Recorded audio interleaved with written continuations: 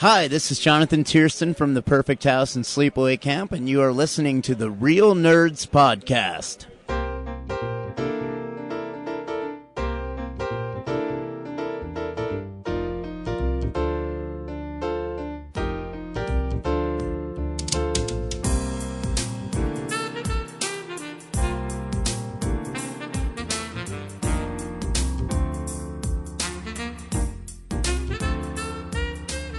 Welcome to Real Nerds Podcast, unofficially the official podcast at Denver Comic Con 2014 and beyond. I am Ryan. With me always is James. Yeah. Brad doesn't have a mic, so shut the fuck up, Brad. And wow, he actually obeyed. I know. Listen to that. Listen to that. What am I going to say? You can't hear a thing. Look, I just can't hear nothing. anything. There's nothing Fuck going on. him. It's awesome. Fuck them. What's great about Real Nerds Podcast is we have the opportunity to meet local filmmakers and people who put out cool crap. Today we have guests with us. Introduce yourselves. Tell us what brings you to Real Nerds Podcast. All right, I am Matt Forcella. I am the creator of a local web series called One Die Short, and it is just about role players and their shenanigans. And with me is Palace Forcella, who co-directed the series with me and also starred in it. Very cool. I'm Palace. Hi. Aloha. Welcome to the show. Tell us a little bit about your project. How did it start? What's your inspiration? I'm going to give you like 10 questions right away so you guys can talk and not listen to me talk. Cool. Well, I've been a dungeon master for the majority of my life at this point, over 20 years now. It started out as a webcomic about 3 years ago now, I think, and I was doing that for a little while, and I just got kind of tired of drawing pictures, and I was like, well, this would be fun to do as a film. So it ended up turning into, we went the web series route because I just had a lot of material I wanted to work with, and so, you know, the ultimate goal is to go through a bunch of seasons, but the inspiration was just because I love role-playing games. So. And you kickstarted it, correct? Yes. Yeah, we did a Kickstarter last was it July? When was it? Palace. I think it was July. It ended in July, I think. Yeah. And we kickstarted it for $8,500, and we made the goal, which was really exciting, and it was like a terrifying month though. By the skin of our teeth, we made it on the very last day. So. Yeah. Thanks to Robin Thorson, actually. Yeah, we were. I thank her totally. We were in LA for her birthday, and a guy texted or tweeted at me and Robin and was like, it was like 3 a.m. because that girl parties. And we were all really drunk. We were really drunk, and he's like, "You're probably not going to believe this, but I'll make up the difference of your Kickstarter." And me and Robin are like, "Oh my God, no way!" So we thought it was a joke, of course. But then we wake up, and we made it. So, and we still had about 1,000 to go, I think, when we went to bed that night. Yeah, we were Wow. 1,200 short, and it was like 12 hours before the Kickstarter ended. And so I just I was like lying on the couch drunk and depressed, and I was just like, we're never going to do this. This is horrible. And like their Palace and Robin are sitting there all like having fun and excited, and because they're just being drunk and merry. And so I'm just sitting on the couch, and I'm like, just go. I just want to go to sleep. Everybody just shut up. I hate my life. And I woke up in the morning and looked at my phone, and I was like, holy crap, we did it. Now we have to go to work. Yeah, so we held auditions at a art gallery called Soulshine. It's a store/art gallery here in Denver, and that's how we met everybody who was basically in our lives for the next 6 months, in our lives, in our house, and yeah. That's incredible. So did the scripts start in comic form and you segued them into making a film, or are they two separate entities? They're pretty similar. There are definite differences. If you go and read the comic, there's going to be a lot of familiarity, with it. The characters are all basically the same. Some of them look a little different because we had some trouble getting minorities in Denver. Surprise there. What? Who'd have thunk it? But other than that, I mean, the basic story is the same. It's there. We had to pare down some of the in-game stuff, because the show goes back and forth between the gamers' lives and their stuff, and then it goes into the game too. And so the in-game stuff we just kind of cut down because we wanted it to look good and not feel like horribly cheesy and low budget. And so there were some things we couldn't do and weren't able to do that. Hopefully we're going to remedy for season 2. But other than stuff that was cut out, the main difference is that we really expanded a lot more on the real life stuff and just things outside of the realm of the game table. So in the comic, it really is just them playing the game and what happens in that room and then what happens in the game. And in the show, we kind of go out and learn a little bit more about the characters and their lives and stuff. So Yeah, but there's also a new character, that's true. Lester, and that was just Roger Norquist. He came and auditioned actually for the role of the DM before Matt was convinced that he should play it, which was just everybody else saying you should play the DM because you are a DM. And he wrote it, and it's based loosely on his life. So, but Roger is fantastic, and Lester, the character, I think will be a fan favorite. Yeah, and Roger, he's a local stand-up comedian, and he's awesome, and you should check him out. Cool. It's funny in your Kickstarter video, you make a specific point to articulate that the show is not going to kowtow to a lot of the stereotypes that you expect from those kinds of characters, and I think that it does a pretty good job of that. Was that something that, like, going into it, you wanted to make sure that you avoided, like in your life and as a gamer? Have you always felt like nobody you knew really matched what other people expect are the stereotypes of a gamer?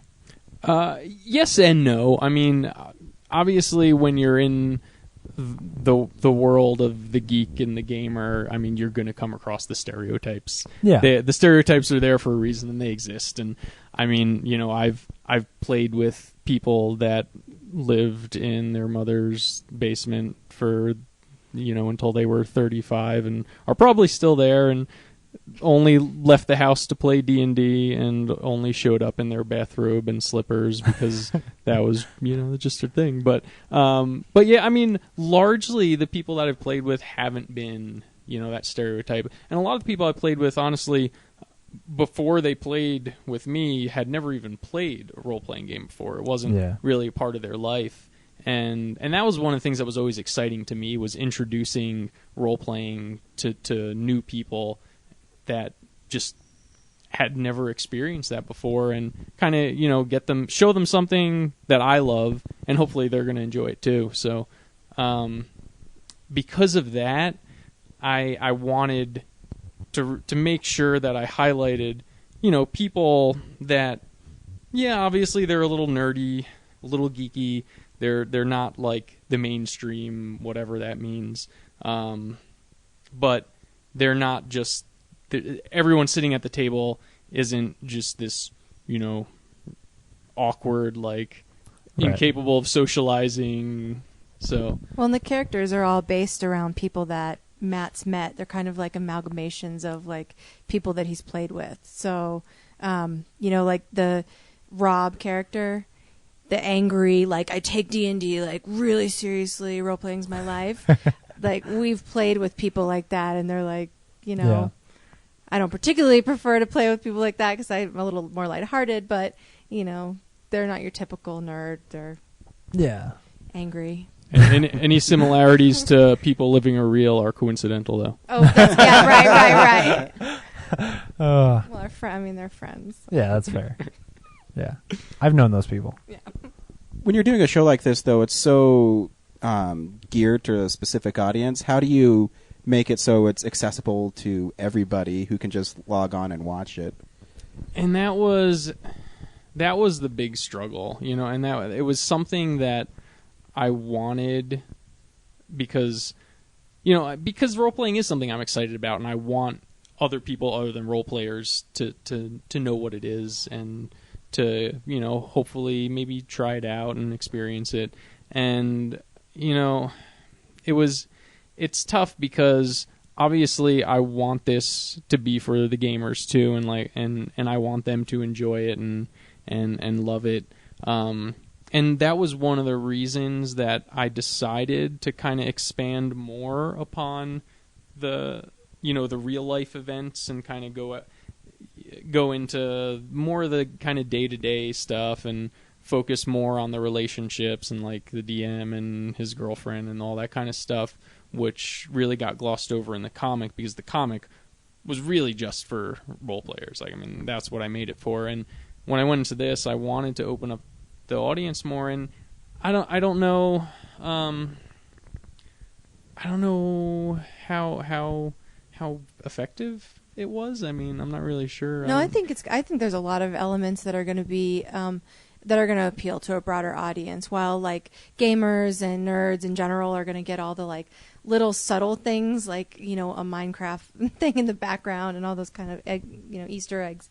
But in general, I mean, it's a story of people and their lives, and everyone can relate to that. So yeah, it's really hard. If you like it, you're going to like it. It's tough for me to be objective anymore about anything that has to do with the show. It's really been hard to watch it now, actually. Yeah, been there. Yeah, I think it's hard because there is a balance now. I think where mainstream people expect us nerds to be like the Big Bang Theory, where most people just think it's really obnoxious. So it's cool that you can strike a balance in that because you never want to alienate the real core crowd. I think you're going after. I think that's why a web series works because you don't have to. Well, and I think. Sorry, I'm answering his question. I feel like one of the things this is the James show. No. I think one of the things that you do well is that you don't. In order to not alienate that geek crowd, it doesn't take much. So the little things that you can do that you throw out there, the jokes about min-maxing and stuff like that really only people who've played RPGs understand. I don't even know what that is. Right, exactly. Like those people hear that and go like, "Oh, okay, yeah, no, you're my people, so you're not talking down to me." And that's the difference. That's the difference between a Big Bang Theory, because none of the writers on Big Bang Theory know what the fuck min-maxing is. So yeah.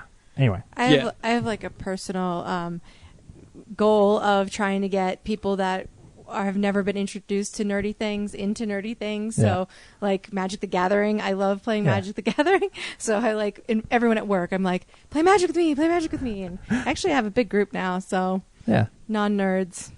I did try like consciously to insert as many just little references and stuff like that, that the geeks and the nerds would appreciate. And I think with some things I probably went a little bit too far, and no one other than like 5 people even know what I'm referencing, but that's all right. Yeah, we'll probably do contests later where how many can you find, so. Because also you have to make the show for you too. I mean, you have to have fun while you do it as well. Just can't be for everybody else. Then why would you make it? Yeah. Oh yeah, it was so much fun.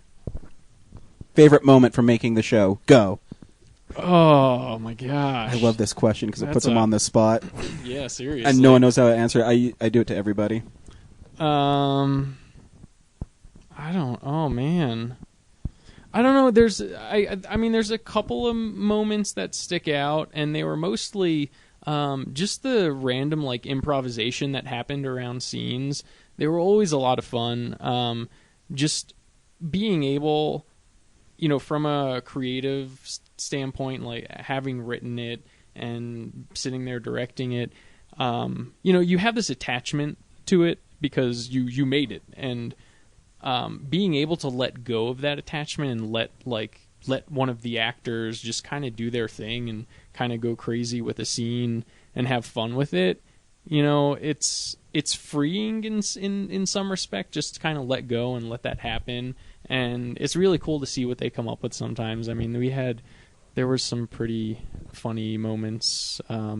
Probably most of them were funnier for us than for the audience, and that's why they didn't end up in the boobs. show. But yeah, penis boobs was a thing for a while. But I think penis boobs maybe is my favorite moment. I think we need context for that. It's when Sam walks in the door and Rob says, well, maybe she won't have boobs.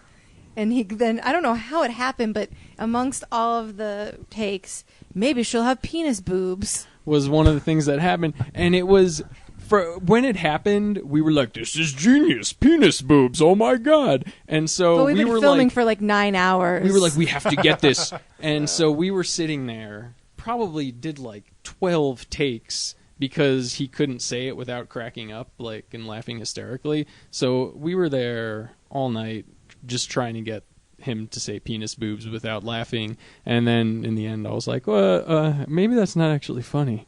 Another thing that wasn't funny that we spent a lot of time on, that was funny, but in the retrospect, was when Howie is sitting on, and Howie and Rob are waiting for the DM to pick them up to go to Comic-Con, but the DM forgets them. It's a flashback scene.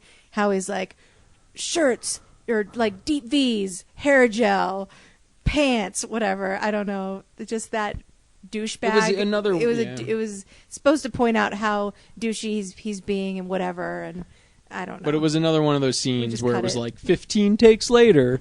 Oh, actually, we're not going to use this. Never mind. Is it weird that I'm trying to picture what penis boobs is? Yeah. That's Does the funnest penis part. just take part of the nipple? I don't know. I imagine it the whole boob. Just a Just like mushroom a- head. Yeah. Just penis. That is disgusting. kinda like Now I have a really bad image in my head. I want to go home. It's like a heavy metal magazine where you Sorry. open it up and you're like, what the fuck am I reading? I want to go wash my brain. Sorry about that. So what's next for you guys? What do we got going on? Well, the main goal right now is really just focus on promotion. Hopefully show up at some cons. We were there at Anime Land with you guys, and so we're hoping to get going at some more cons and just kind of get the word out there, and hopefully build a big enough audience so that we can get a lot more funding for season 2, because there were so many things with this first season coming into it as first-time filmmakers that now I'm like, I wish we would have done this, and I wish I would have known this beforehand. And now that we know all this, money can really make season 2 a lot better if we can get more of it. So so the big goal right now is marketing promotion, but hopefully there's another project a friend of mine is working on called Thunderlord. It's like a sci-fi, like space opera, fantasy kind of thing. It's really inspired by like 70s, 80s, like sword and sorcery, B sci-fi stuff. Nice. Yeah. So I'll be acting in that when that happens. And other than that, other than promoting, marketing, and getting geared up for season 2, I'm just gonna try and kind of get out there more into the Denver film scene and just kind of lend hands where I can and get involved where I can. Yeah, on the note of what we're going to buy for season 2, our light stands, you guys should have seen it. It was like they're jointed at every possible point they shouldn't be jointed at the feet. So they were constantly slowly tipping, and we would be like catching them mid, because they were like the cheapest, best lights we could get. So the lights are excellent, but the stands themselves are like, why does it need to move every single direction, like 4-dimensionally? Like, it was just ridiculous. So Yeah, those light stands inspired a lot of racism against China. So where can we find Cool. you? Where can we watch you? Where Where can we contribute?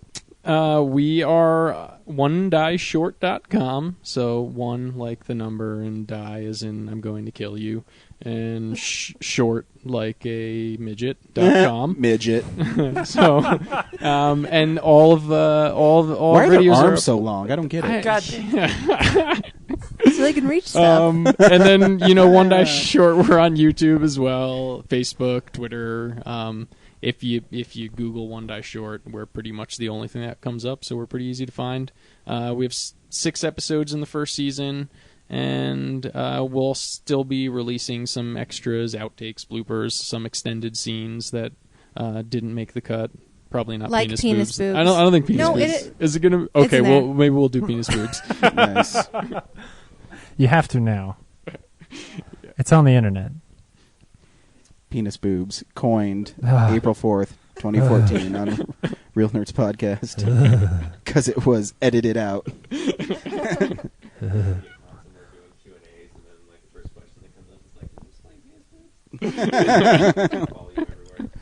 Penis boobs is going to haunt you like it is going to haunt me tonight. Yeah. Trying to figure out how it works. You're just gonna have dreams about like. Does breast milk or ejaculate come out of it? That's what I'm wondering. Or both. Makes me Some for the ladies, some for the men. And you can be gay or straight, and it works either way. With that, That's why it's genius. if you've never What are listened we to, thanks for doing stopping here, by, Ryan? guys. Thanks for stopping by. We appreciate it. Yeah. Thanks for absolutely. having us. Yeah. That's cool that you got a Kickstarter funded. Yeah. I don't even know how that works.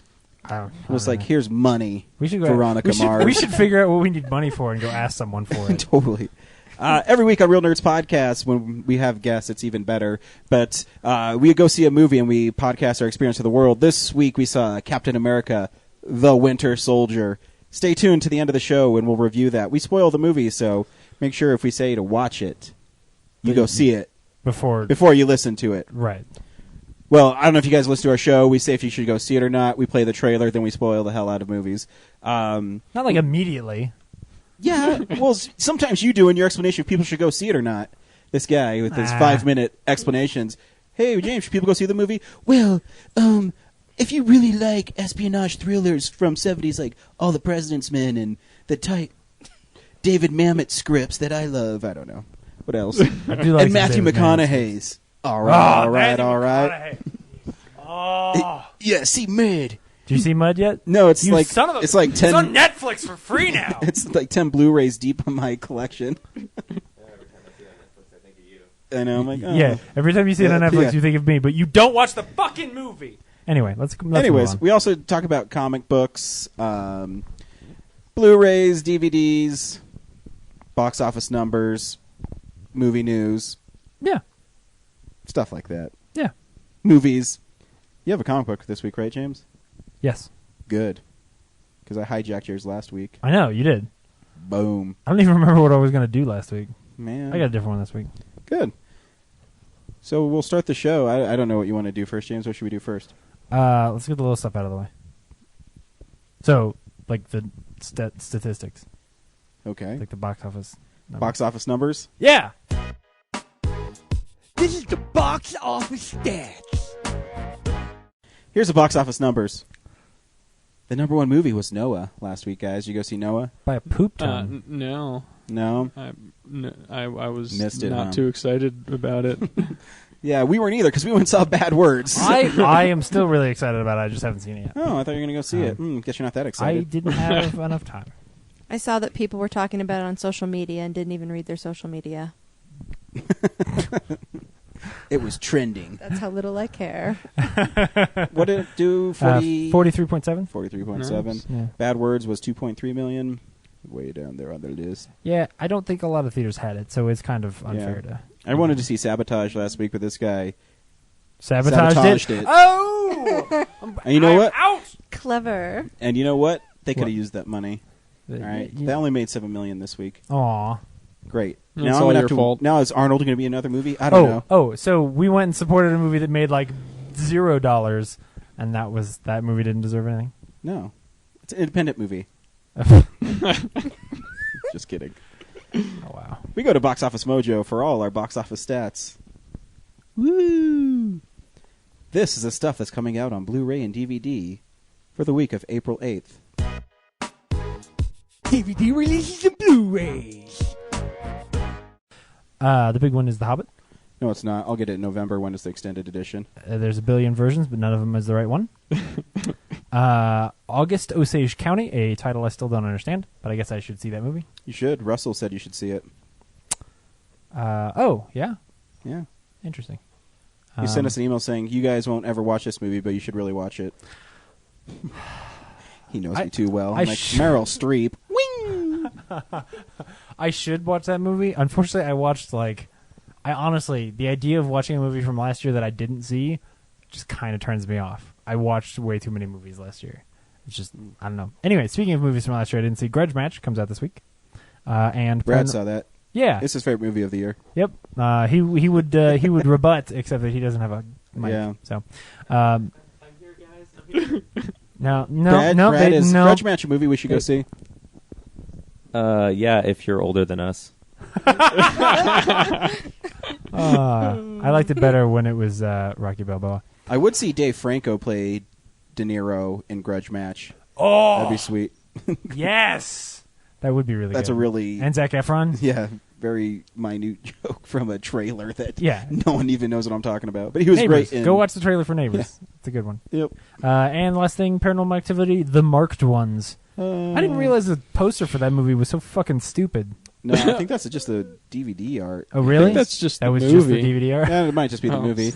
I always wait till the Paranormals are free on Netflix, Yeah. and every time I watch, I'm like, "Oh, this is a piece of shit. Why am I watching this?" They- I've seen all 4 of them. Is there 4 of them? Yeah, I think there's I like have 7 two. now. Yeah. He refused to watch the fourth one. I watched it. Well, see, the thing I don't I like love about horror movies. Me- What can I I do? love horror movies. Yeah. But those movies is their beats are so similar in every movie where it's just a little bit, then it's just going to escalate constantly. And then in the fourth one, I wasn't even creeped out. They try to use an Xbox Kinect with all the little dots. Yeah. Right. Yeah. The kid's ghost.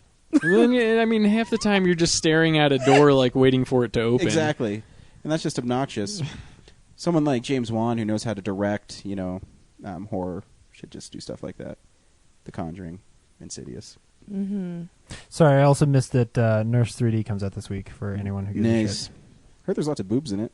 In That's worth 3D. it. Yeah, that's worth the price of admission. In 3D. Like 300, Rise of an Penis Empire. boobs. It brings a all I whole was new thinking meaning to about. Triple D. Oh, Is that it? We broke it. We broke the podcast. 3D penis boobs. Yeah, it's probably stuff we care about. Like, In 3D, the penis boobs come at your face. Heyo. yes. Oh my gosh. We should kickstart this idea. I think we're gonna. I don't want to. Bukkake Tears is a really funny song on the new Steel Panther CD. Oh, why do you have a Steel Panther CD? Because they're awesome. All right. Yeah. Fucking my my heart, heart in the ass. Oh my goodness. Gangbang at the old folks' home. Ew. Yeah, we'll just keep on reading song titles from the new Steel Panther CD. How about Big Vagina Syndrome. how about we have Brad read the titles off But you have to read them. Like, you know how Kevin Smith does Sexy Kevin on his podcast? We should read them like oh, pussy whipped. This looks good. You ready for some BVS? Big Vagina Syndrome? Probably not. Hey, here's some cool news. Did you know if you go to Denver Comic Con right now that we are the featured podcast on Podcast Peak? No shit. Yes. We are the only one on Podcast Peak because we're the only one that matters. Whoa. Oh, that's mean. Hey, name another one that was there last year. God Lawyered.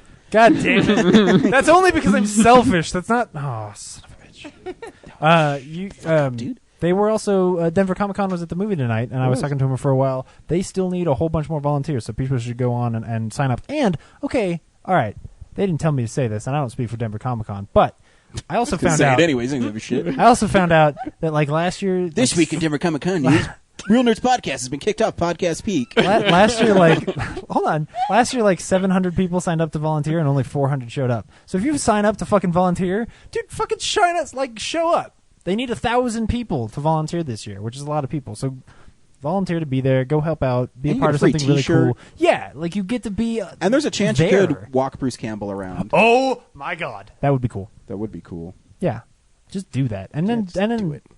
do what you say you'll do. Come Yeah. on, Don't be a dick. pansies. Don't be a penis boob. Ew. Yeah. That was. Yeah.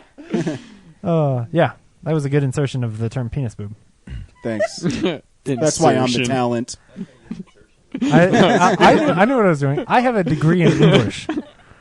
Cool. What are we doing next? Do you want to do news? Sure. It's real news.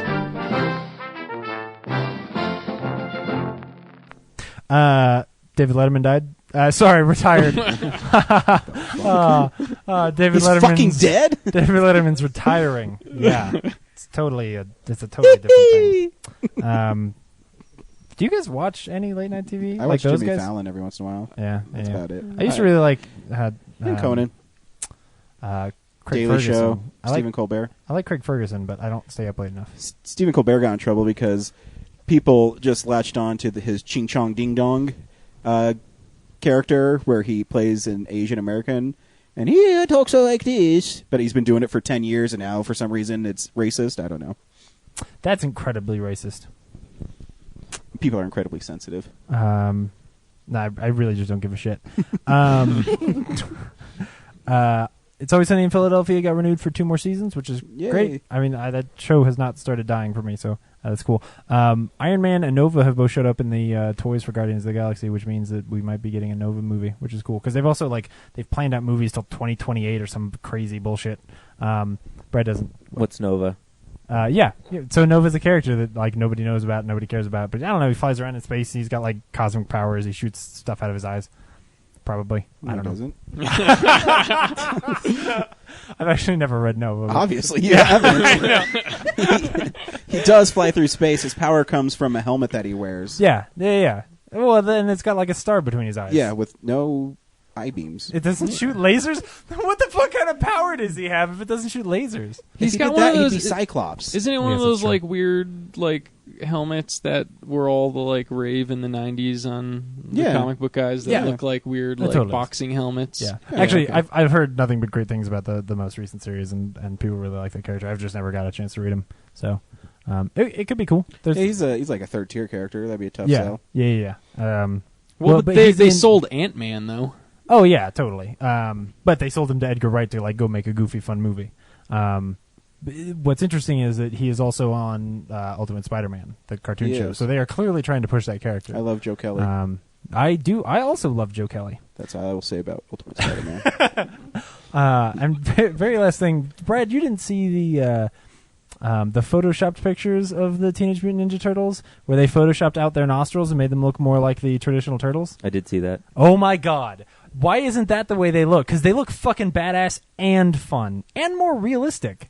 Because it's being produced by Michael Bay. Ah, son of He a doesn't give a bitch. shit. I didn't care about this until I saw that, and then I was like, oh my god, why didn't they do it that way? I thought you were going to say the more interesting news of Johnny Knoxville being the voice of Leonardo. I didn't want to depress you. Yeah, they announced way late in production that Johnny Knoxville and Tony Shalhoub are going to be voices in that movie. Yeah. The other one being Splinter. Yeah. That's a weird choice.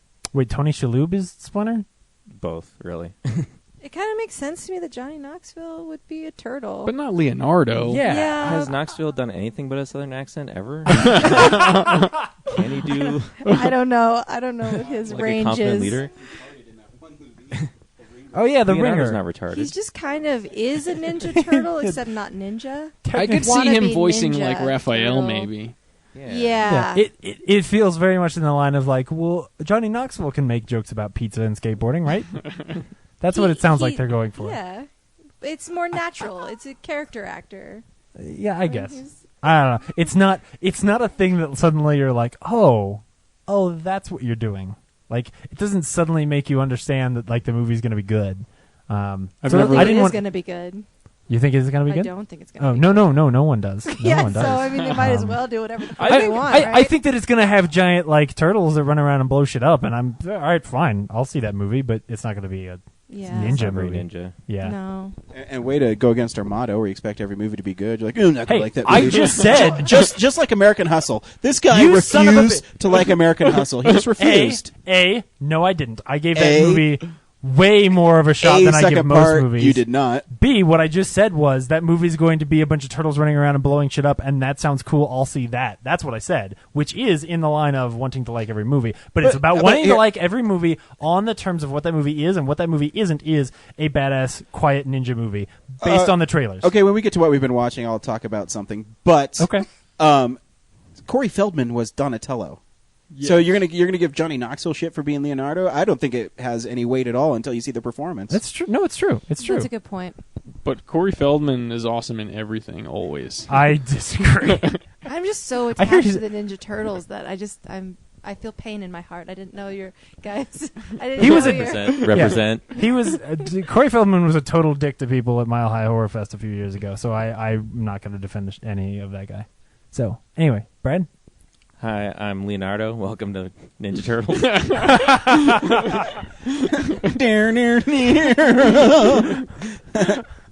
Oh man. Anyway, that's news. What lame news. Was Yeah, no, that wasn't. You know, you didn't even touch on a really big Spider-Man story. Oh, Amazing Spider-Man has 500,000 advance copies sold. The new one. That's awesome. man. It's Yeah, good for no, comic that's a lot. books. No, it totally is. Yeah, yeah. The biggest comic book since like 1994 or something. Wow, that's like Polybag era. That's back when Marvel was going bankrupt. That's what I'm saying. When everything was Great. like foil edition. Yeah, exactly. Like buy 8 of these, otherwise we're going to stop.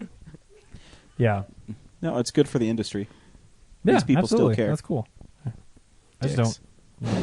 don't. No, I don't read comic book news, so I miss that stuff. I'm glad. That's why you're here, Ryan. That's why I like this discussion, because you bring me news I don't know about.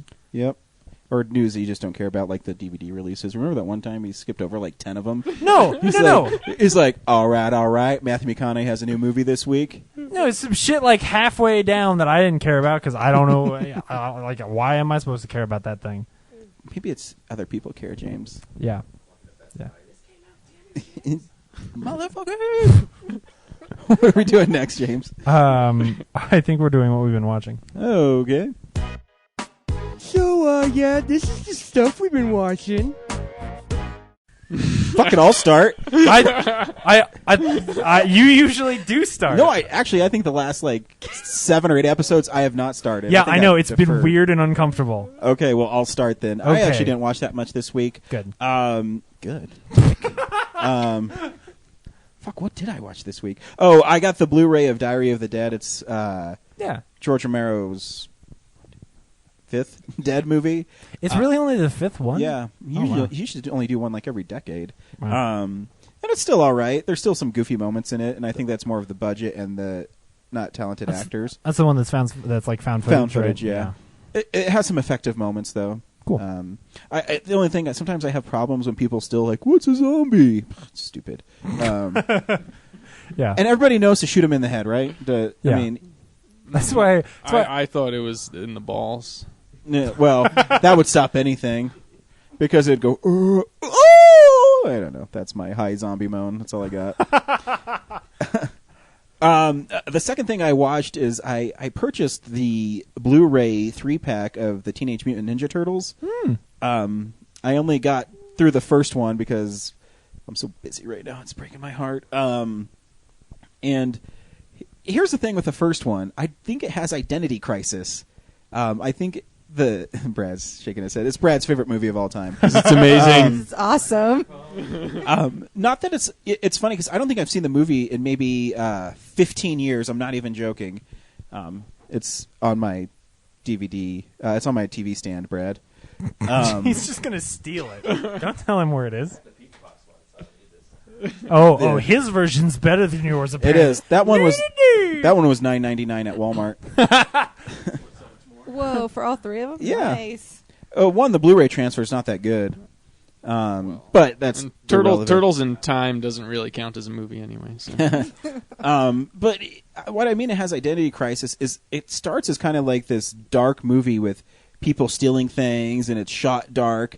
And then all of a sudden, after April O'Neil is saved from being mugged, it goes to that as they're like skateboarding, like, "Hey man, you want pizza, bro?" And I love the Turtles. I'm not saying there's anything wrong with it, but it suffers big time from, I think, identity crisis, where it takes some of these dark things. Even Splinter in it, he says, "You must be in the shadows," and whatever. Brad probably knows it verbatim when he. Hey, that's racist.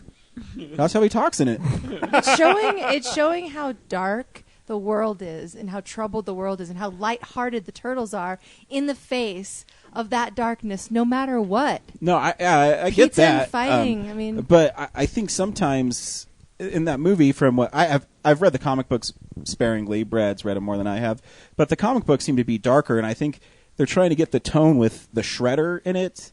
But then the Turtles are always lighthearted. Red, you can speak on the Turtles' behalf on this one. Yeah, because that movie is them trying to adapt the comic book, which is dark, and then there's also the cartoon show out at the time, which the kids are more familiar with. So they're blending the two together, and I think in a very successful way. I loved that cartoon. Agreed. Just Yeah, I mean, it's still a fun movie. It is amazing as I was watching. I haven't seen it in so long that I still remember dialogue, and I remember the story beats in it a lot.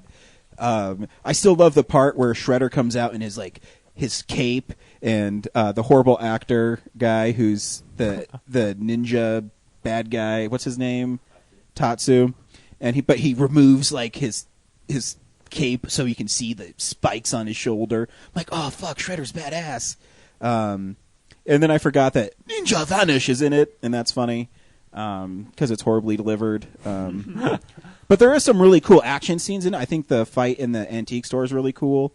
I do love the scene where they kind of get away from everything and they're kind of being, mellowed out. The movie's still fun.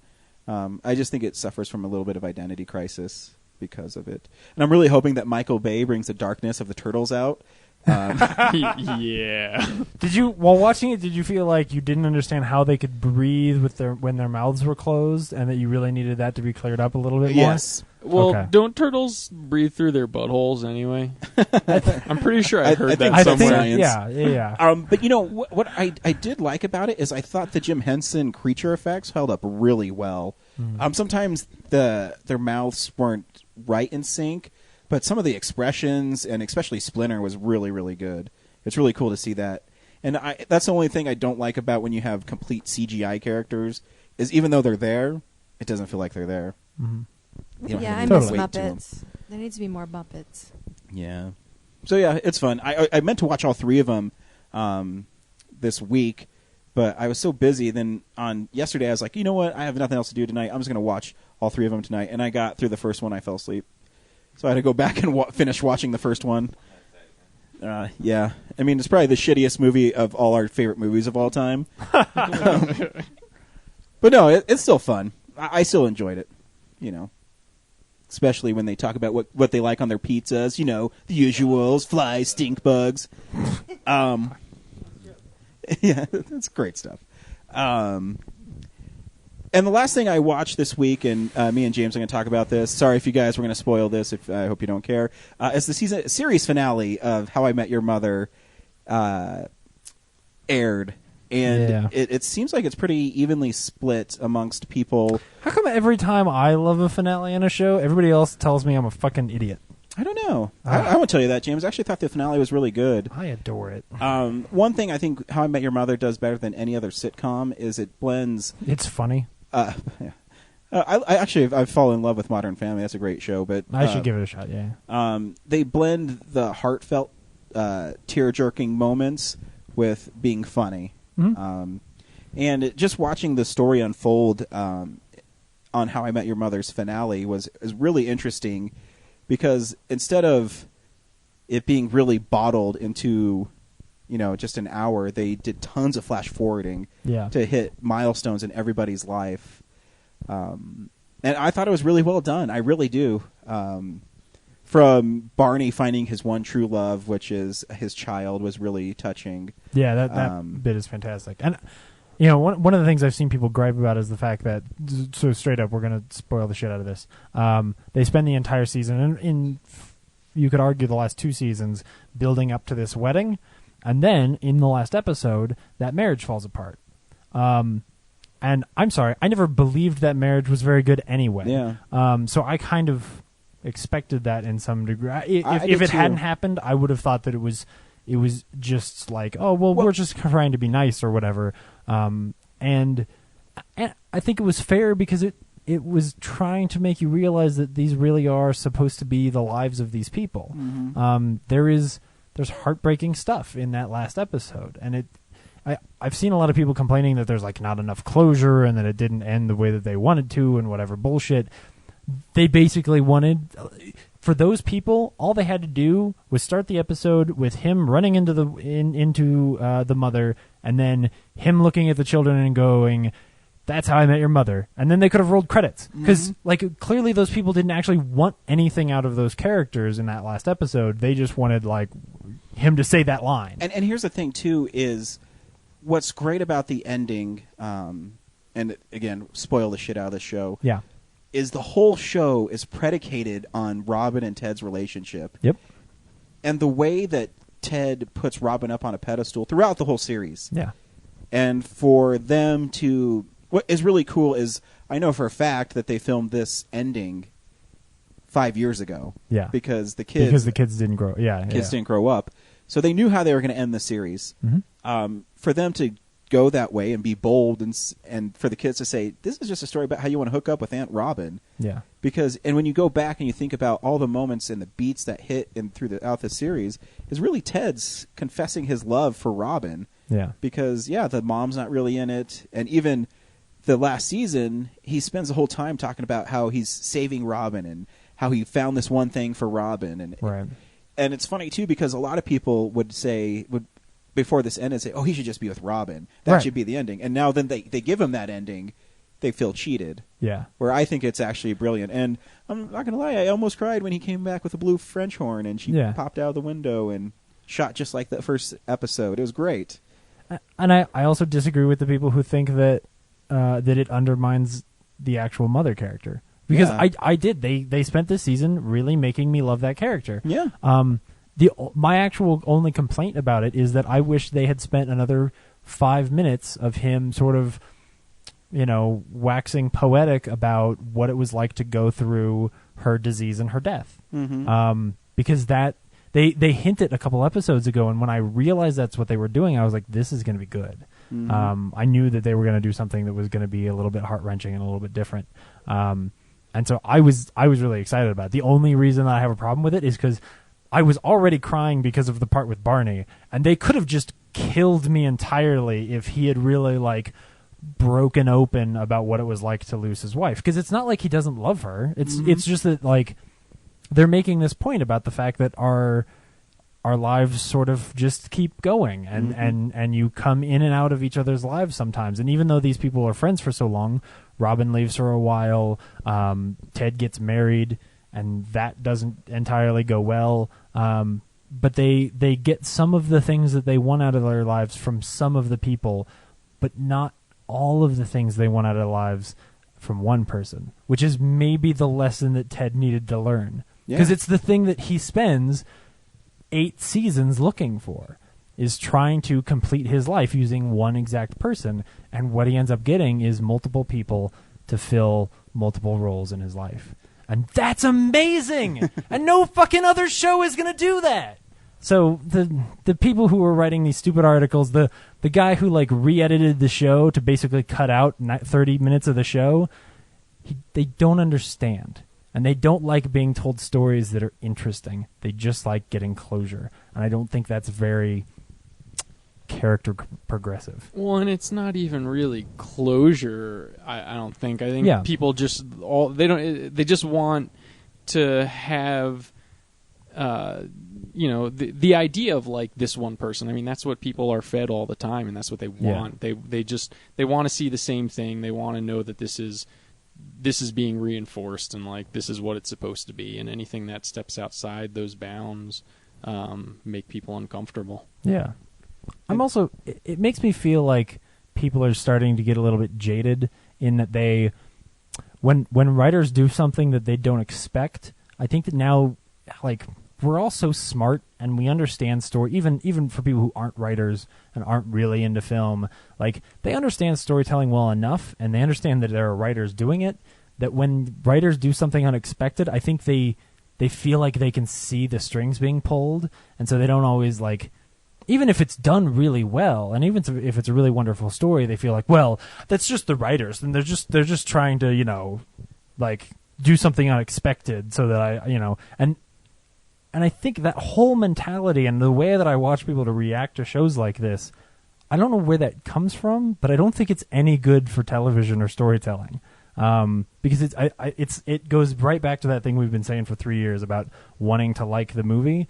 It's about being willing to give up and suspend your disbelief and give a little bit to the story, because if you do, the story just works. And suddenly you learn something from it and enjoy it. No, I agree. And a lot of the articles I think I was reading were people who I think just watched the finale. Yeah. They didn't appreciate the show as a whole.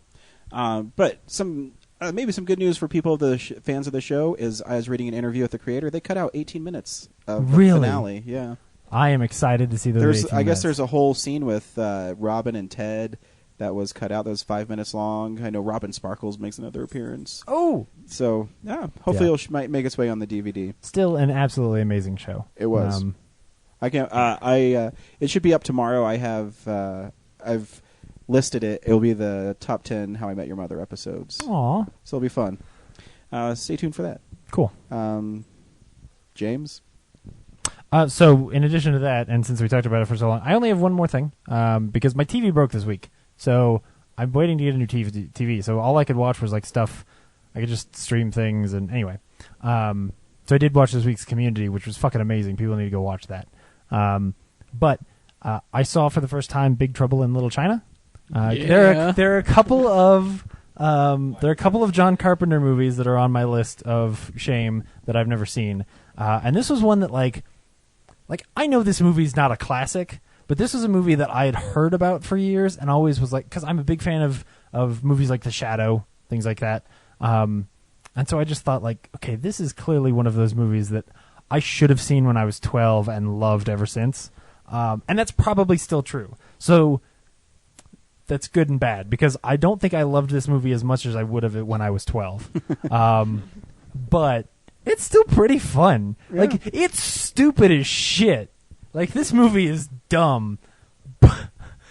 But there is nothing else like it. It's really a lot of fun. So basically, Kurt Russell plays this truck driver who, in order to get some money for a bet, goes with this Chinese guy into Little China, where he runs into basically Mortal Kombat characters who are like throwing lightning around and all kinds of weird shit. And Kim Cattrall is there as a reporter who knows all about all the weird stuff happening in Chinatown. And there's like some bad guy, and he's old, but he's actually like a wizard from the past, and he's trying to like kill women with green eyes so he can get his body back, or I don't know, some bullshit. Kurt Russell runs around not ever actually helping anyone. He just tends to lose his gun and get knocked out by falling rocks. It's fantastic. It's a lot of fun and cheesy in all kinds of ways. It's amazing to me actually how bad some of the creature effects are, considering that it's John Carpenter. Because like there's the Wolfman thing in there that just looks like a 13-year-old in a Walmart costume. But I don't care. It was pretty fun. Yeah, it's definitely worth checking out. Blu-ray's not very interesting though, which is too bad. I wish that there was more stuff on there, but obviously it's not a movie anybody gives a shit about. So, but It is a classic. Okay, good. It is good. a classic. Thank you. Just correct that real quick. And it Put is in your not place. at all racist. No, it's not racist. It's tongue in cheek. They couldn't afford a better Wolfman costume because they had to pay for Raiden, so it's expensive. Yes. Yeah. It's cool. It's interesting. White alone. I don't know if I love it as much as a movie like The Shadow, but that's way more. I don't know. It's kind of different movies, though. No, I don't know. They're both very sort of pulp, serial inspired films. I mean, obviously, The Shadow literally is based on an old serial, with weird Asian, not injections, but stuff in it. Of course. Alec Baldwin. Yeah. Asian injection. Yeah, Asian injections. Penis boobs. Anyway, so that's everything I watched. Guys, you watch anything of note this week? Well, I Or just think recently. the thing that I'm most excited about that I've been watching is I was revisiting the 1970s Battlestar Galactica, just because I haven't watched it in I don't know, since I was like a tiny child. Yeah. And I don't know, I was like, why not? The new series was pretty cool. Let's see how the old one was. And I was pretty surprised with like it's actually pretty decently written. I feel like it holds up pretty well. I mean, it's obviously a lot sillier and more 70s television and lots of More really sexist. really big hair and It's more sexy. it's pretty damn sexist, yeah. But it's just a lot of fun, and like it's really like sucked me in, and it also, I don't know, I look at the characters in the new ones so differently now, especially with Starbuck changing Starbuck into a woman. When I like see Starbuck and Apollo's relationship in the 70s one, Mm-hmm. it like parts of it just, I don't know, it's weird because I'm like, well, I mean, I could kind of see Starbuck being a woman in the 70s one too, because they get a little bit close sometimes, and it's it's interesting. But yeah, it's just, I don't know. If you haven't seen it in a while, I really recommend revisiting it because it's a lot of fun. Cool.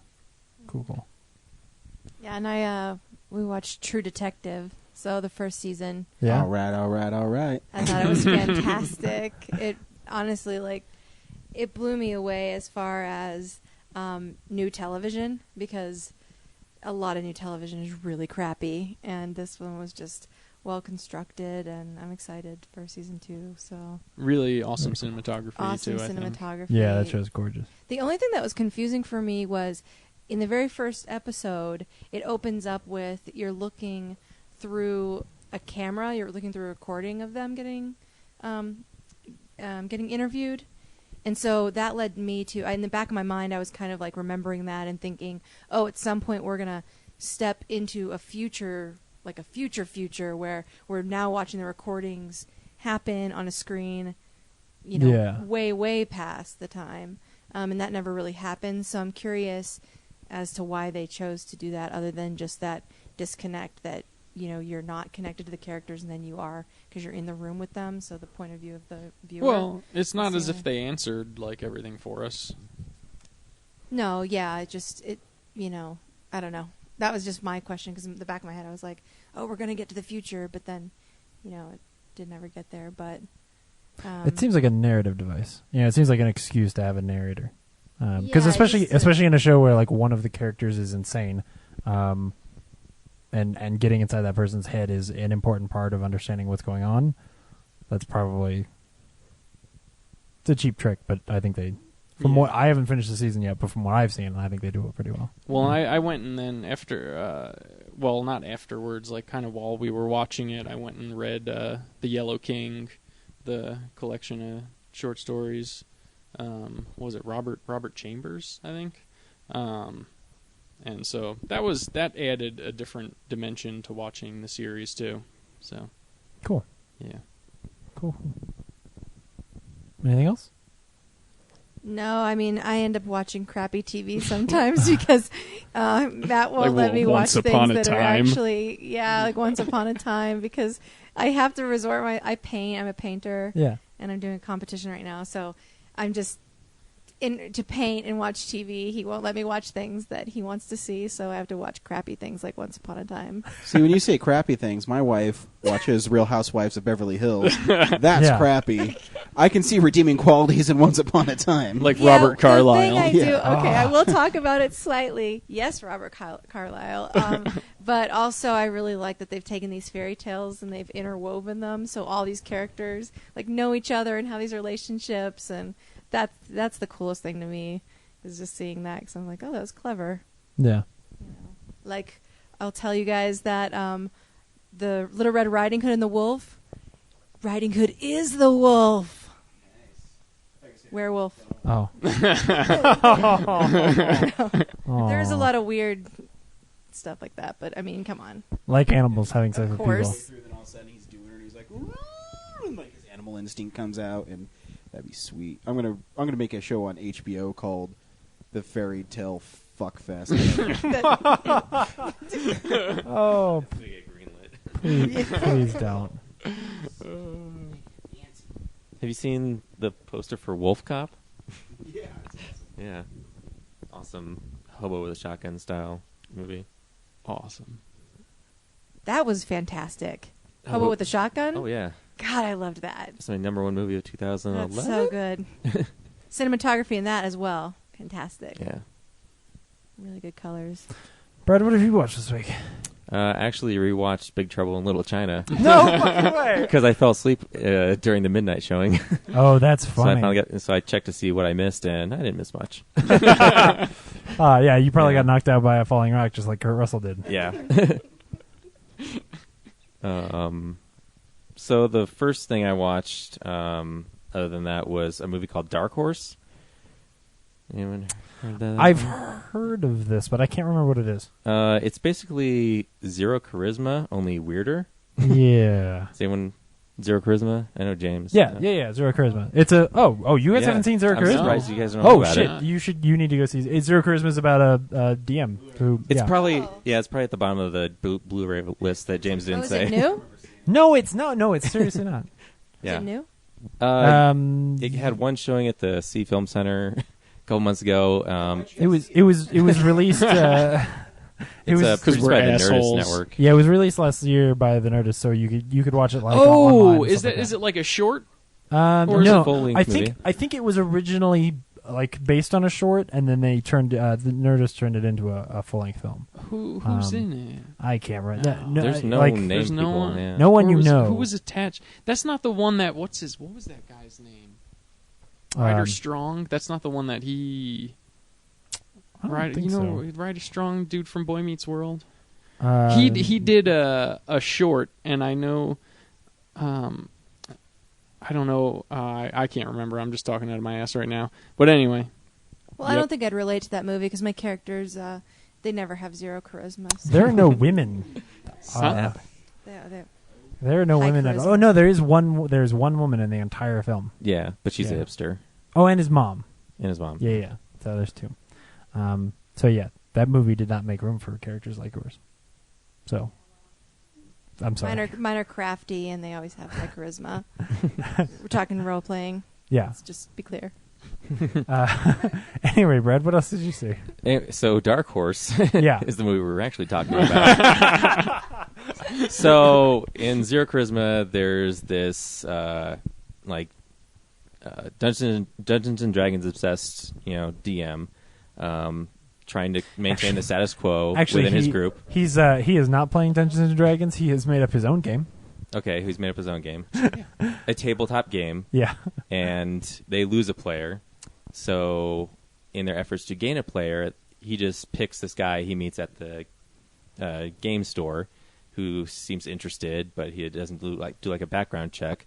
And as the movie goes on, you start to realize that this guy's kind of screwing with them out of irony, like hipster, like, oh, these guys are hilarious. I'm gonna make fun of them and infiltrate their group. And he sees this, but the other players don't see it. Sorry, Ryan's talking. sure. Ryan's ordering drinks. Okay. All I heard was my wife's pregnant and drank 3 of them today, and I was like, she's been drinking? Yeah. Sorry. So yeah, most of the movie is about the DM losing his mind, and he's kind of a jerk, because he's so obsessed with his game that he can't even be nice to his own friends. And that's Sounds all. familiar. Right? And that's all to say that Dark Horse is a similar premise, only instead of gaming, this guy is a big action figure collector. And so he'll go into Toys R Us and be like, he has this Lord of the Rings figure that he opened up, and he wants to return it because it's like the paint scratched on his leg. And of course they won't return it because it's been opened, and he... Thanks. Ryan just sprayed me with soda. First got all over my face. Yeah. That wasn't what it was. Original Oh. citrus. Penis boobs.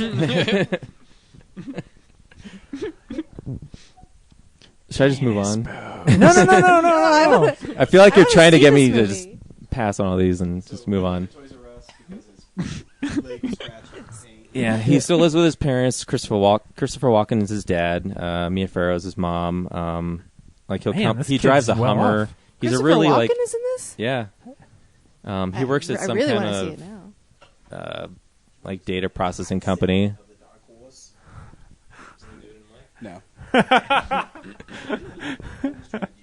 Yeah, it's working. I got 2 more movies to go, so let's make this episode longer. It's what, after midnight already? I'm trying to tell you, it's this immature guy who collects figures, and he won't move on with his life. And then all of a sudden, halfway through the movie, I realized that he's talking to characters that may not even be real. I totally lost, like, as it went on. It's a Todd Solondz movie, which I've watched storytelling before, and it's like stuff seems real, and then suddenly it's like very mind bending, surreal. So that was weird. Yeah, but it was like, oh, was it cool was action it figure good? collector movie. Yeah, worth seeing. I guess I could spoil it. He dies at the end. What the fuck? But it's Sounds not what I was I awful. think I will see it. I was when you said I think I can go ahead and spoil it. I was expecting you to say like, "Oh, he's going insane," or "Oh yeah, some of these people aren't real." Not, "Oh, and then he dies." he might be going insane. But it's funny because there's this part where he's trying to like early on in the movie. There's this wedding, and he meets Selma Blair, whatever her character's name is, and she's very awkward. And then later, like he right away proposes to her, and she's messed up for some reason that I couldn't figure out. Selma Blair. Yeah. So she says, okay. And then, they meet the parents or whatever. And then she's like distraught because she has a secret to tell him. And it turns out she has hepatitis B. And later on in the movie, he gets into a car accident. And This is horrible. they're all talking about like, Like oh, well, STDs. it affects your liver, but it'll probably, like it's 1 out of a million chance. But when he gets in the car accident, like he's all sick and stuff. So the hepatitis B causes him to like turn yellow, and he dies. And like there's all these like weird like after death scenes where he's talking to Donna Murphy. Does he have his toys in his Yeah, does he go to afterlife? does he go to toy heaven? He goes to I think his house again and dances with her. The land of broken Did you- transformers. did you learn 100% anything sure this from wasn't the a movie? dream?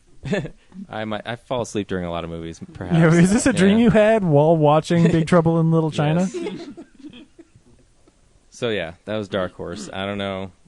Weird. I don't think it's everyone's cup of tea. And then I watched because I was watching Family Ties, so it's like other Michael J. Fox movies you might like. So Teen I watched Wolf. I did watch Teen Wolf a few weeks ago, and that's not great. Not as cool as people said it was. No, I watched The Hard Way, which is nope. I don't know. I don't know about a Clint Eastwood. It's hard movie. something though, isn't it? Yeah. Target. Hard That's a ball. Jean-Claude Van Damme. Hard. Hard Van Damme. Hard times. I don't Hard know. times. Hey, this is Richmond James High. Woods. James Woods is a James cop. Woods. James. Well, it's called The Hard Way then. Yeah. So Hey, Michael what's J. the Fox- hard way about? I was just about to describe it. We're gonna be here all night. I'm gonna do the third one. Screw you. The Hard Way is Michael J. Fox is an actor, and he wants to get this really awesome cop part. And then James Woods is a cop who is a real hard ass, and he doesn't have time for this bullshit of an actor following him around trying to research his role. Meanwhile, he's trying to stop the party crasher, who is Stephen Lang, at his weirdest. And he's committing random murders where he goes to parties and kills people. Oh shit!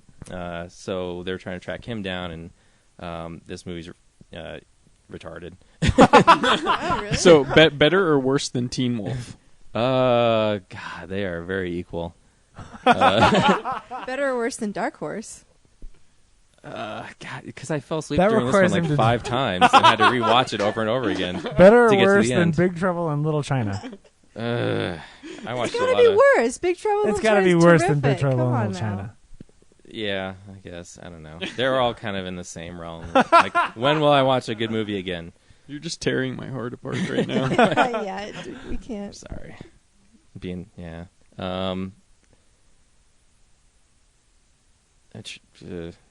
I feel like I had something important to say about The Hard Way, but now I can't remember it because you've derailed me so much.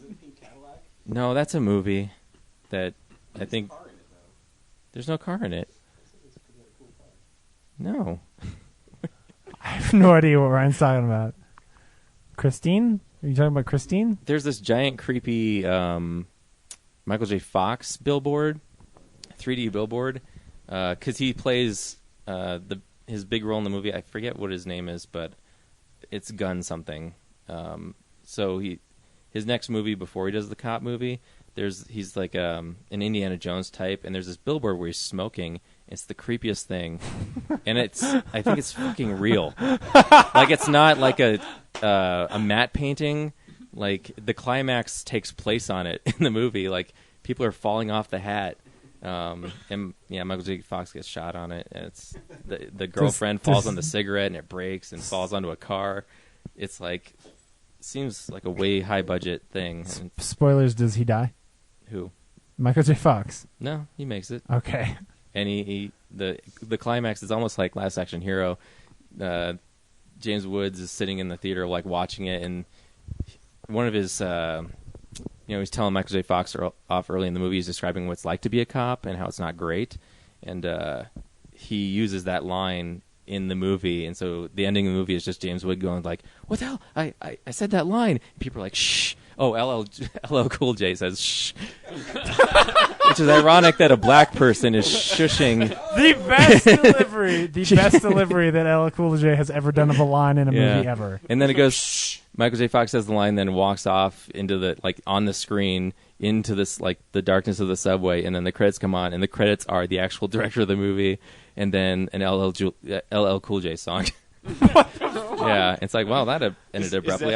Is that the only point that LL Cool J is in the movie? No, he's there earlier, like, joking around because James Woods says... Shoot, I thought, like, LL Cool J was just hanging out on just set. a cameo. No, Shut up, James Woods! He's another cop, and James Woods sets up this elaborate ruse to get rid of Michael J. Fox by staging a scenario which at any point could go horribly wrong, but luckily everything goes exactly as planned, and Michael J. Fox kills a guy. Well, he thinks he does, and so that, like, convinces him, like, okay, I'll cover this up if you just go back to Los Angeles. And then for some reason he's like, oh, I forgot something, and goes back to the station. Then hears all the other cops going like, yeah, it's hilarious. We totally got him. Yeah, including Cops the guy love he to play shot. that trick. I know. It's a dirty trick. Like, you have time for this. And then Delroy Lindo's the police captain, like the typical police captain, like, you cost the city $10 million.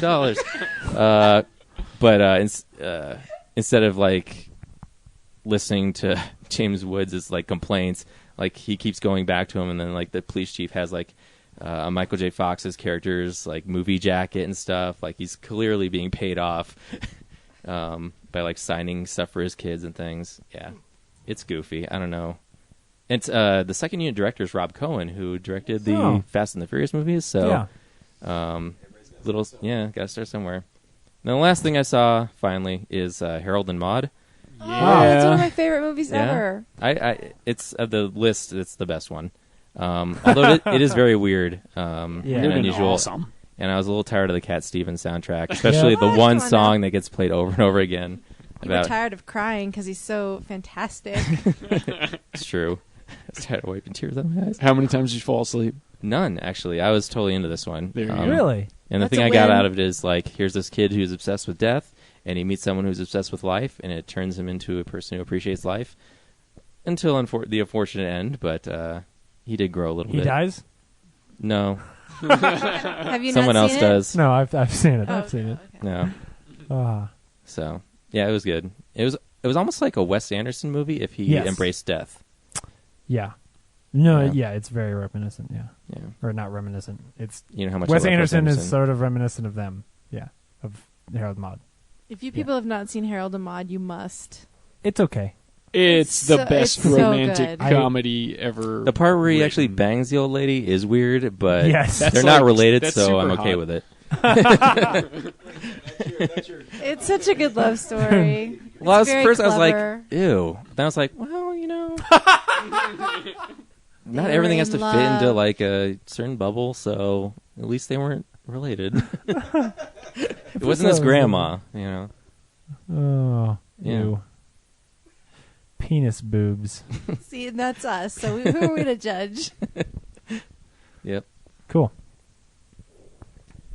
So the one great movie Brad talked about for like 2 minutes, Yeah, right? the shitty movies. I was going to ask, where do you find movies like Dark Horse? I don't understand where you find shitty movies like this. It's called Netflix, and you don't watch it. Yeah, because Netflix has horrible streaming video. Like a year ago, they used to have awesome B-movie horror movies, like The Horror Show, that you can't find anywhere. But don't and you miss out on it? Don't you like rate your movies so it tells you, you know, like you're probably gonna hate this movie, so don't watch it? I forget to rate them.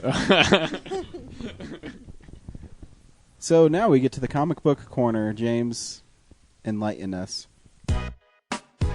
What's up, nerds? It's the Comics Corner. So this one seems a little bit obvious. So you should go to Colorado Coins, Cards, and Comics.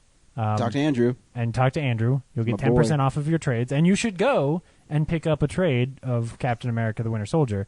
And when you do, you should also pick up The Red Menace, which is the book that comes right after it. So Winter Soldier is issues 1 through 14. And then Red Menace is like 15 through 17 or something like that.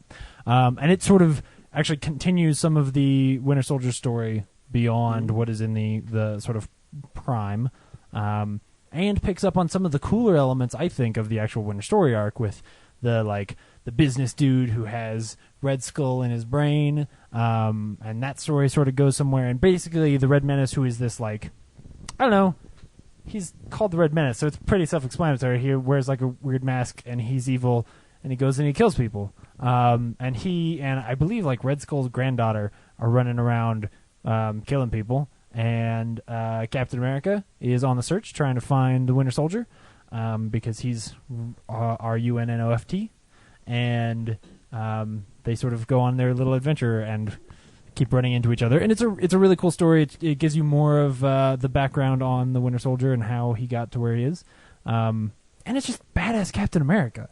Like, it's really good Ed Brubaker Captain America story, and the action's cool and the intrigue is fantastic. So go pick up both of those. But when you pick up Winter Soldier, pick up Red Menace as well, because everybody talks about Winter Soldier, but nobody remembers to add Red Menace to the end of it. So, have you ever read that one as well? Yeah, it's one of those comics I picked up on accident. Actually, what's great about Andrew, and this is when it came out years ago. Yeah, is I just said, is the new Captain America good? Sure. So I picked it up and I started reading it, and it was a Winter Soldier story. My favorite actual story from that arc is the one where the Nomad is assassinated in it. And it's really, really good because whatever happened to James Monroe, I think's his president's name. I think that's something like that. That's his real name, and it's how he became a drifter, and then the Winter Soldier is like hunting him down. It's pretty good. Cool. Very cool. cool. Yeah, people should go check that out. So this week we went and saw Captain America: The Winter Soldier. We'll defer to the guests, guys. Should people go see?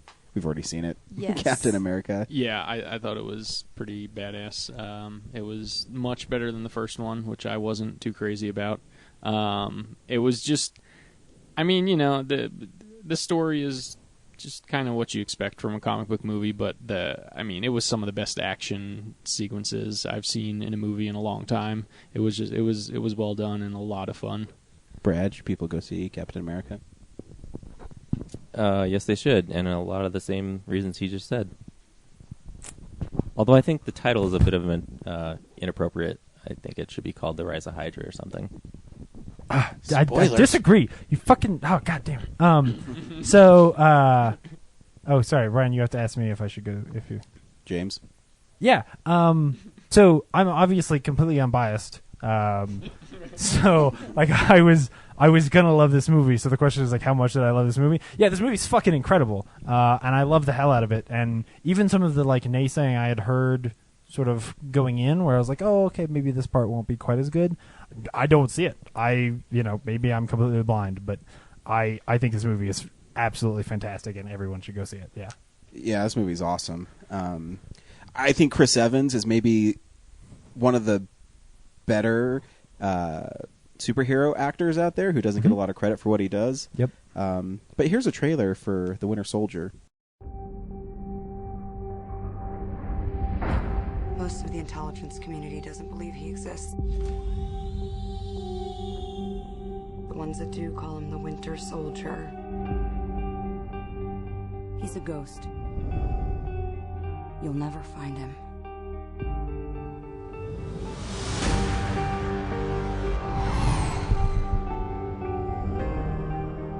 I joined S.H.I.E.L.D. to protect people. Captain, to build a better world, sometimes means tearing the old one down. And that makes enemies.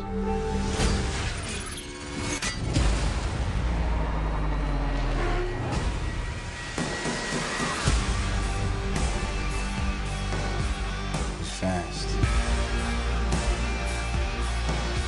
Strong. Had a metal arm.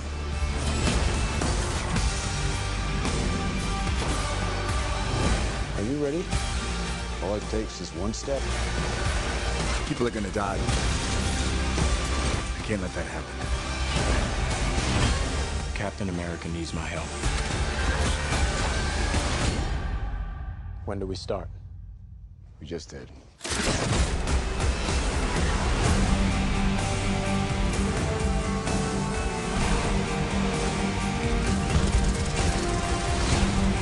price of freedom is high. And it's a price I'm willing to pay. You told me not to trust anyone. This is how it ends. Everything goes.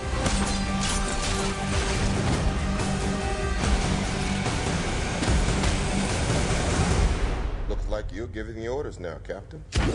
Damn right.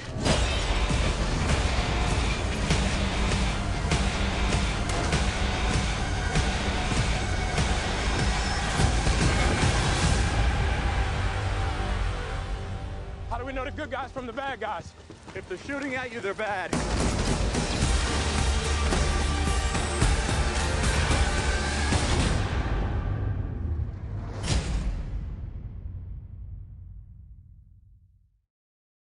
Yeah, the action in this movie is off the charts amazing. The first fight between the Winter Soldier and Cap is, oh my gosh. I just want to watch Captain America kick people across rooms all day. Like, I don't know what they did to make kicking dudes across the room so cool, but every time he does it, it's awesome. Well, what's cool, too, is the opening of the movie is him running around the National Mall in Washington, D.C. Yeah. And, it kind of establishes his bond with the Falcon.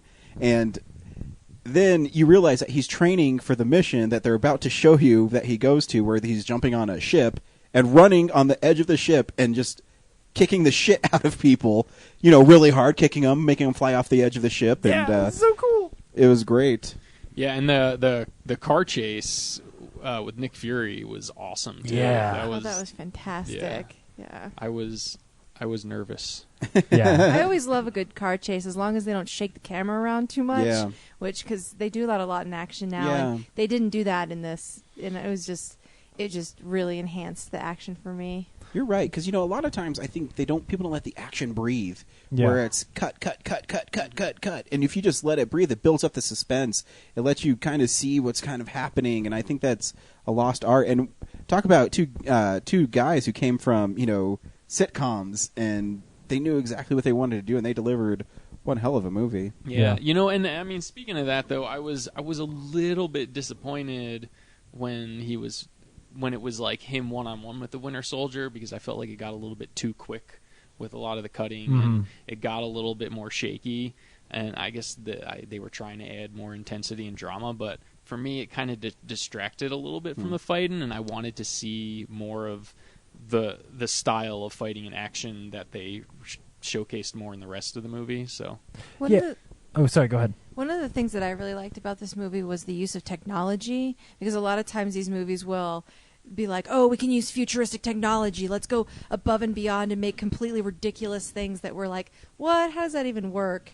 And in this movie, I was like, everything is supporting the cast, supporting the movie, supporting the storyline in a realistic way, and not taking the place of the acting. Mm-hmm. So I was really impressed by that. Yeah. And it's so cool to see Robert Redford, because when he was in the movie and you heard he was in it, you're, oh, he's going to be in it for like 5 or 10 minutes, and then to know that he's one of the main characters in it and just on there the whole time is just is really cool. Back to the action stuff. it is kind of interesting because there are times, and even in that opening scene with the running around on the deck of the ship, where everything felt so close that I sort of got that Transformers effect where like I couldn't quite tell what was going on in some of the actions, like you were saying. Yeah. And it's a really weird fine line because, of course, with a Bourne Ultimatum kind of movie, you've got that shaky cam thing, but part of the fun of the action is that you are able to very clearly follow the movements like a dance, and so it's really thrilling. And here, because of that quick cutting stuff, like you can't quite always see what's going on, and it takes away from the effect of like how badass Captain America is. So the coolest fight scenes are like when he's like that pulled back fight with like the just burly dude on the ship, like the leader of the dudes, right? Who gets him to like put the shield down, on the ship at the end. Like that's one of the coolest hand-to-hand fights in the movie. Just because of the way they just put the camera there, and then you just watch those two dudes fight back and forth across that thing, and then like Cap does that cartwheel thing and like double kicks his face or whatever shit, and it's just cool. Oh man! And the Black Widow and Captain America had some great moments together too. Yeah, it's kind of cool to see that. In fact, I'm pretty sure I have a clip here of Black Widow and Captain America being espionage-ish, spy-ish. What would you call it? I don't know. Espiegents. Sure. Natasha, what's your status? Status, Natasha.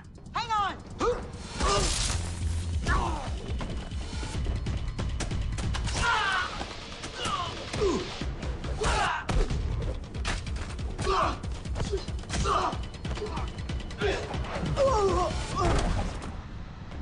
Engine room secure.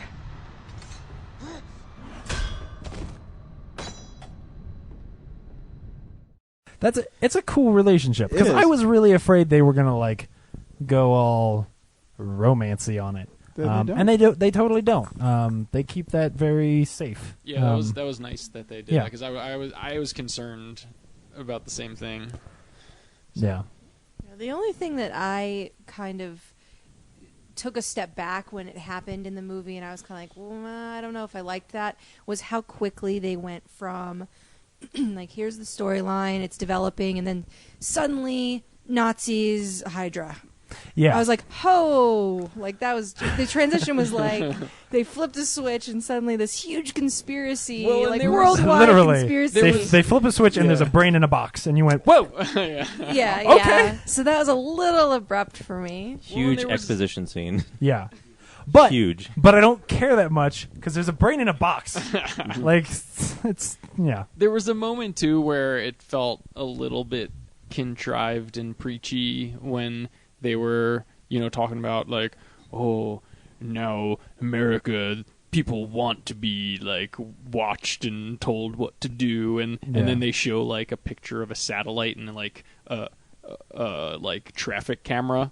It's like, oh, the dreaded traffic camera. Yeah. You don't want your freedom anymore. So that was the only moment where I was kind of like, yeah. But and it's kind of too bad because Cap and Fury have that talk early in the movie, and it's maybe the most intelligent and interesting conversation in the movie. Like that scene's really strong and was part of why I was really excited about this movie because Captain America is never more fun than when he doesn't really like America that much. Yeah. Like there's really cool moment when he's not Captain America, when he goes to be the Patriot, or when he and Nick Fury are fighting. Like, it's just interesting because at least then, Captain America's this character that when you don't know about Captain America, you think like he's this cheesy, Wonder Woman-esque kind of character who is more about the iconography than really about the character.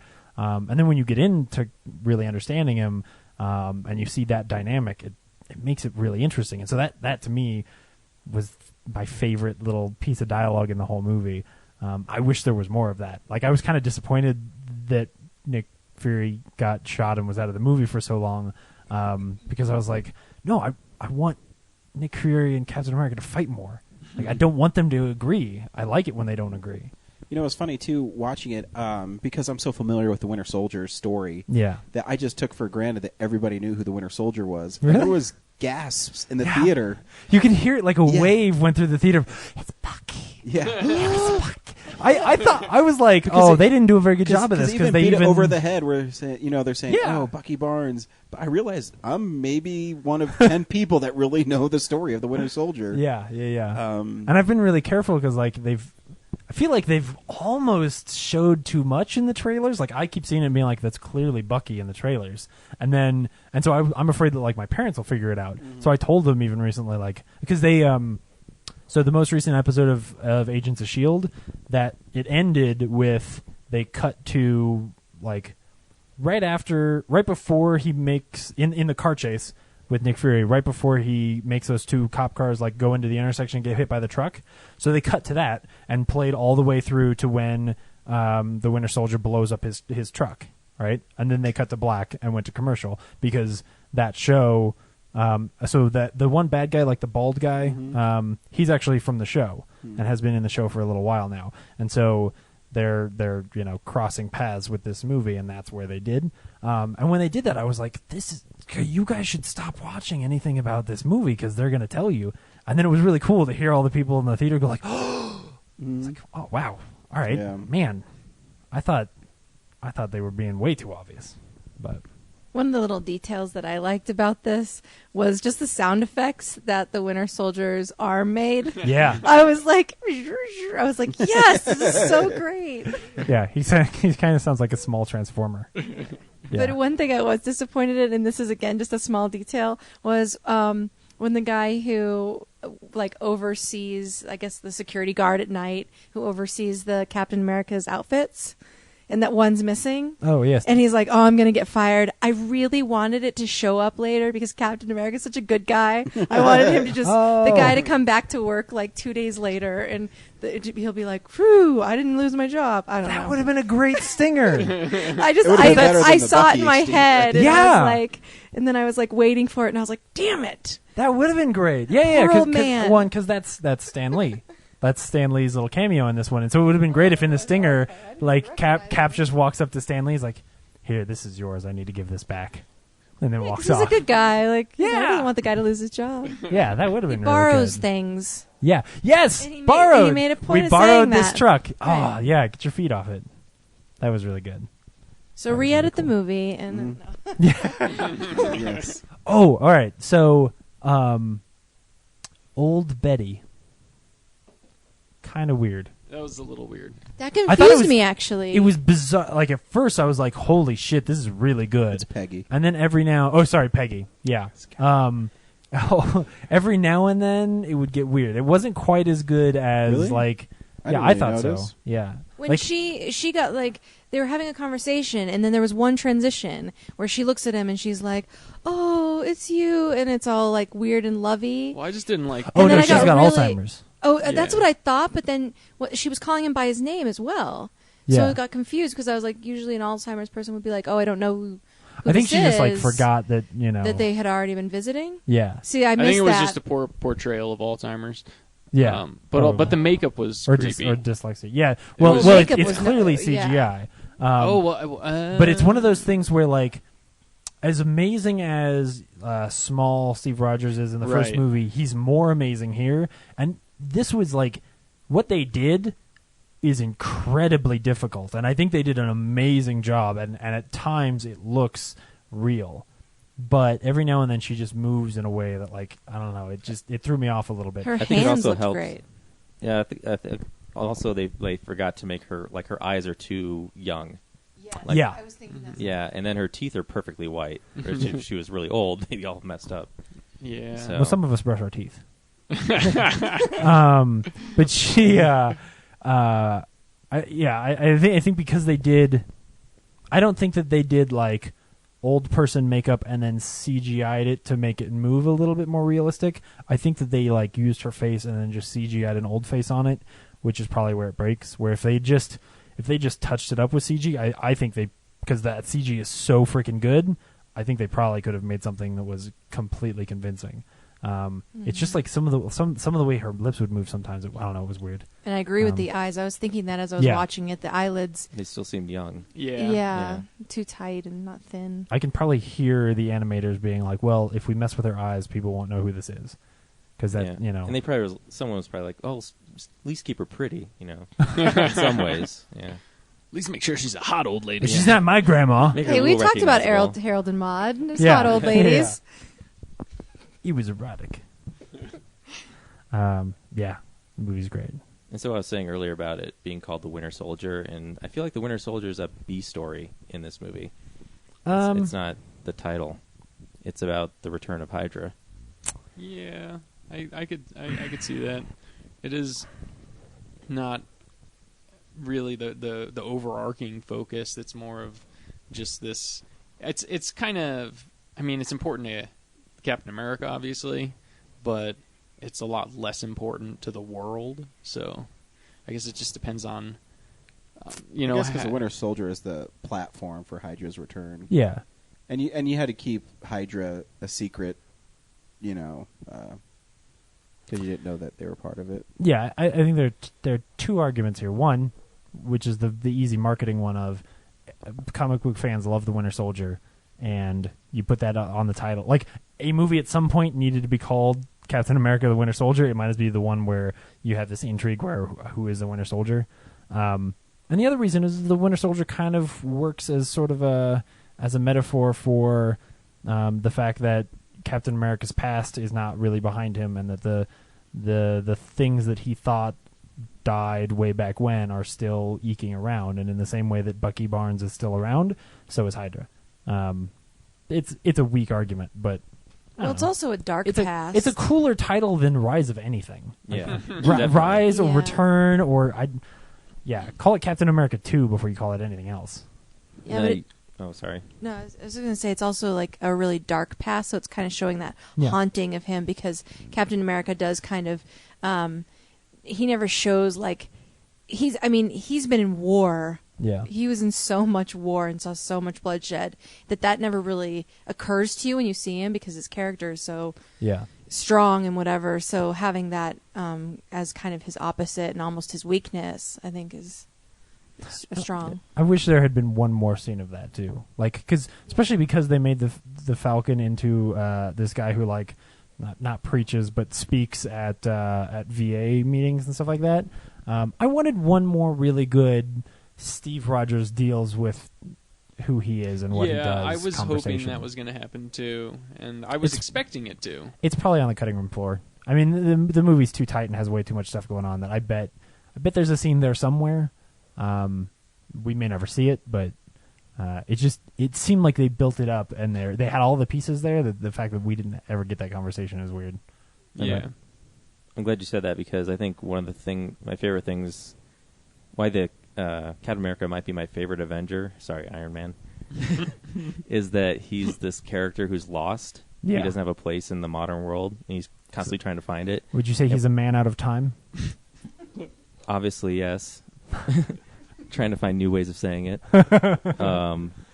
And I think what you said before is like having all this Hydra and the Winter Soldier coming back actually gives him a place in the world, like something he can connect to.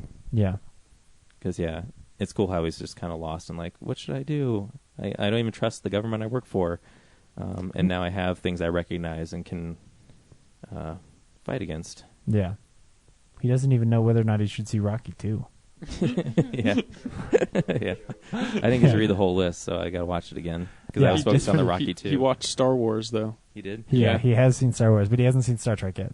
Okay. Yeah. Did he have like a yay or nay on the list? Like, Star Wars, awesome? Or No, I don't think so. I think they were just crossed off. Yeah. Was he like, oh, this is exactly what I'm dealing with right now? Like all this technology. Yeah. I actually didn't like Black Widow's speech there at the end in front of when she's like, you can't arrest us because you need us. I was like, they could have made that so much more clever and interesting. And so I was a little like, Agreed. Can't out Tony Stark. Yeah, it totally is. It totally is. Oh, yeah, that would have been sweet. I kept on waiting for a freaking Robert Downey Jr. appearance in that. Yeah. That was something I was thinking, is that he built those propellers that propelled the machines up in the air. he would have a little trigger that would just turn him off because that's Tony Stark. He'd be like, "Whatever, bitches! Like I control this," you know. Yeah, he made the new propulsion system on him, and Yeah. They're really just based on his repulsor race. But if he was involved, he would have a trigger. I feel like they kept kind of setting stuff up like that, like oh, Tony Stark's going to be in it, and then like it didn't happen. Like I got that feeling a lot through the film. I was like waiting for this something to happen that didn't happen. Well, it's weird that we have to remember that Iron Man has retired at this point in the story. Right. So they're like Iron Man's not going to show up. Theoretically, there are no suits right now. Theoretically. No, I know. I'm just saying, like, as far as him showing up and saving the day. There are other Avengers, though. Like, Thor could swoop in. He's still got powers to, like, take out... Nope. Thor's busy. A global... They were sleeping, I guess. Nope. I guess, Thor's busy. It's just weird when there's, like, a global catastrophe about to happen like this one. And Yeah, but Thor is keeping entire Hulk can't galaxies show up. together. Huh? We don't know where the Hulk is. He's back in South No, America or this something. this goes back to that same question that's always true for the Avengers is that, like, when they go off and have their own adventures, they're all having their own adventures at the same time. So, like, while this is happening, Iron Man, like, just finished fighting the Mandarin, you know, and the Hulk is trying not to fight. We should get a map out and make little circles of, like, this is where this fight's going on, this is where this fight's going on. Yeah. Yeah, right. Yes, 20 million people are about to be targeted by this thing, but Tony Stark doesn't know about it because he's busy saving the day from the Mandarin. All the bad shit happens at one time, and there's only enough heroes to save them all. How would Tony Stark know? Because it's a huge conspiracy, and Captain America figured it out. Yeah, thank you, Ryan. Yeah. Captain America wasn't even allowed to trust anybody, which includes Iron Man, because Iron Man might be in on this too. Bam. He could be a Skrull. We don't know. What? And you know what? I'll take that for Captain America throwing his shield and taking down a whole jet. Because Oh! It's cool. Oh, man. What the hell are we seeing next week? I don't even know what comes out. I have no idea. Yeah, we're seeing a movie. Do you want to look it up? Like the olden days? Remember when we used to just, like, end the show with some dead silence while I looked up what's coming up next week? Yeah. I want to say it's some action movie, but I don't remember. Rio Draft 2. Day. Draft Day and Rio 2 are come out. It's not really Draft Day, is it? We're not saying Draft Day. April 11th. I don't want to see Draft Day. It's Kevin Costner. It can't be that bad. I don't want to see It looks like cheap Moneyball. Yeah, so we're seeing Rio 2. Can we go see Noah? Maybe go see Sabotage. Yeah. Wow, there's really nothing. We go see Joe. No, I could go see Grand Budapest Hotel. That does sound good. I haven't seen it yet. Yeah, we'll see. We'll see a movie, I'm sure. Oh, man. Things are going to get shitty because the week after that is Heaven is for Real. I mean, Transcendence. Man. It's all downhill after Captain America. Yeah, till Spidey. All right. Yeah. Wow, is it really that close? Wow. How do we see you guys online? One last time before we go. OneDieShort.com. Find us on YouTube, Facebook, Twitter as well. One Die Short. Everywhere. Sweet. Thank you so much for coming Thanks by. for coming by. Thanks Thank for you having guys us. for This has having been us. really fun. Yeah. Good. It was awesome. Thank you. Till next week. Bye. Bye. Captain America's awesome.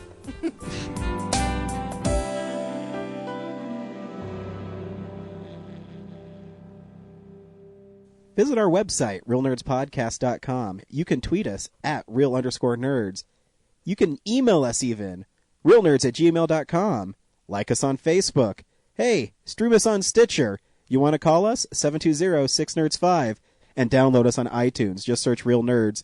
Thank you, Joe Kempter, for the wonderful voiceover. And also Spark Mandrill for the wonderful late-night jazz smooth sounds of movies. You can find them on SoundCloud. This has been a Nebulous Visions production.